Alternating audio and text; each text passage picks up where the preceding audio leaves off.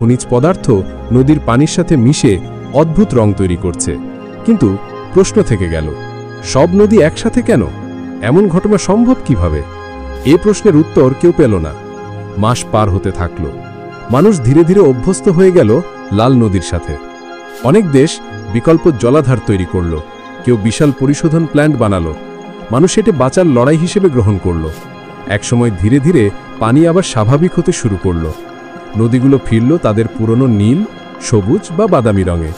মানুষ স্বস্তি পেল, কিন্তু সেই আতঙ্ক চিরদিনের জন্য গেঁথে গেল তাদের মনে। আজও যখন কেউ নদীর ধারে যায়, হঠাৎ সেই ভয়ের কথা মনে পড়ে যায়, যেদিন পৃথিবীর সব নদী একসাথে লাল হয়ে উঠেছিল।